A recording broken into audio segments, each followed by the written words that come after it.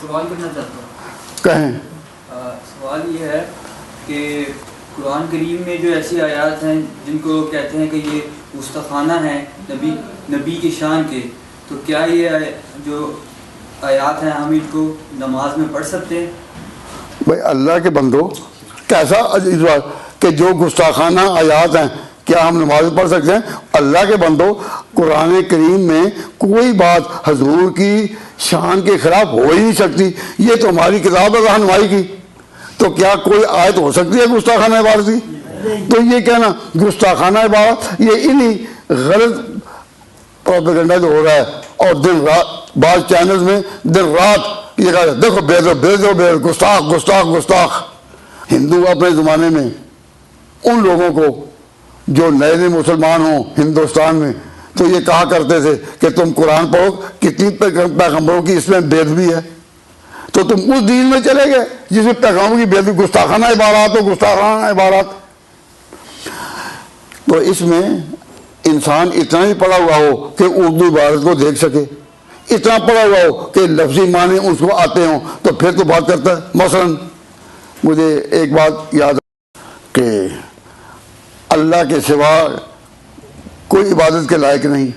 تو اللہ تعالیٰ نے جب یہ بات کہی ہے، اللہ تعالیٰ نے جب یہ بات کہی ہے کہ ایک پروردگار کے سوا کوئی بات، تو اس میں نفی کی ہے کہ پتھر جو ہیں وہ خدا نہیں، پتھر خدا نہیں، بت خدا نہیں، یہ درخت خدا نہیں، اور شمس و قمر سورج اور چاند خدا نہیں، یہ ستارے خدا نہیں.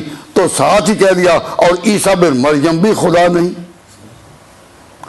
سورۃ توبہ میں وہ فہرست ہے کہ یہ خدا نہیں، یہ خدا نہیں، یہ خدا نہیں، اور ساتھ ہی کہہ دیا کہ عیسیٰ بن مریم بھی خدا نہیں، یعنی خدا کے بیٹے نہیں. اب جب ایسی بات آئے تو یہ اہل بدعت کیا کہیں گے؟ یہ کہہ دیتے ہیں کہ دیکھو جی حضرت عیسیٰ کو بتوں کے ساتھ ملا دیا. بھائی حضرت عیسیٰ کو بتوں کے ساتھ نہیں، حضرت عیسیٰ خدا کے برگزیدہ پیغمبر ہیں، اور بت بے جان چیز ہے بالکل ہی. تو بت نہیں ملایا، لیکن ملایا کس بات میں؟ ملایا ہے لیکن کس بات میں؟ خدا نہ ہونے میں، کہ وہ بھی خدا نہیں وہ بھی خدا نہیں. تو جب اللہ تعالیٰ کی توحید کا عنوان آتا ہے تو وہ اس طرح ہوتا ہے کہ نہ درخت خدا ہیں، برڈ اور یہ درخت جو ہیں برڈ اور پیپل کے درخت یہ خدا نہیں، یہ پتھر خدا نہیں، سورج چاند خدا نہیں، اور عیسیٰ بن مریم خدا نہیں. اب اس میں عیسیٰ بن مریم کی توہین ہے؟ نہیں. کیوں؟ حضرت عیسیٰ بن مریم کو ان کے ساتھ جو قرآن نے ذکر کیا، غالباً سورۃ توبہ میں ذکر کیا، تو منشا خدا بندی کیا ہے کہ یہ سارے پتھر اور عیسیٰ بن مریم برابر ہیں؟ نہ انسان کا مقام اپنا ہے، پتھروں کا مقام اپنا ہے. تو یہ جو کہا کہ یہ ان کے ساتھ اس کا ذکر کیا، تو ایک ہی بات ہے کہ خدا نہ ہونے میں سب برابر ہیں. جس طرح ہم یہ کہیں کہ بھئی کوئی شخص گناہ گار ہو، غلط قسم کا کوئی آدمی ہو اور گناہ گار، تو ہم کہیں کہ یہ خدا نہیں، اور ساتھ ہی کہنے کہ پیغمبر بھی خدا نہیں. تو کوئی کہے دیکھو جی پیغمبر کو ساتھ ملا دیا، دیکھ کتنے گستاخ. جن لوگوں کی زبانیں خشک نہیں ہوتی گستاخی کے ان فتووں سے کہ اس کے ساتھ ملا دیا. بھائی خدا نہ ہونے میں سارے برابر ہیں. مثلا مکہ کے لوگ جو عام لوگ تھے، ان میں جب حضور نے اعلان کیا قل اے پیغمبر کہہ دیں انما انا بشر مثلکم، کہ میں بھی انسان ہوں جیسے تم ہو.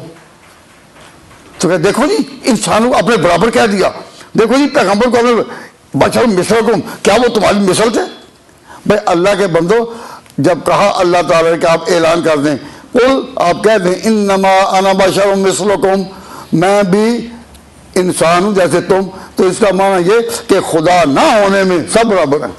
اب یہ کہ علم کی بات تھی کہ خدا نہ ہونے میں سارے برابر ہیں، لیکن عوام کو جب علمی لگام دے دی جائے کہ علمی فیصلے تم کرو، یہ گستاخانہ عبارات، کوئی حد ہوتی ہے؟ الحمدللہ کہ علماء حق جو ہیں وہ ہندوؤں کے مقابلے میں اور عیسائیوں کے مقابلے میں اور کے مقابلے میں جب قرآن کو پیش کرتے ہیں تو ایک ایک بات کھولتے ہیں کہ اس میں کوئی بے ادبی نہیں، کوئی بے ادبی نہیں، غصہ خانہ عبارات اور غصہ خانہ آیات کا نعرہ لگانے والوں ذرا سمجھو، احتیاط کرو۔ کیا اللہ تعالیٰ نے جس پیغمبر کو اپنا محبوب بنایا ہو اور مزمل اور مدثر جیسے القاب سے جو خطاب کیا ہو، سراج منیرہ جس کی شان بیان کی، کیا وہ گستاخی ہوگی؟ تو یہ سوال کیوں کیا کہ کیا یہ آیتیں پڑھنی جائز ہے یا نہیں؟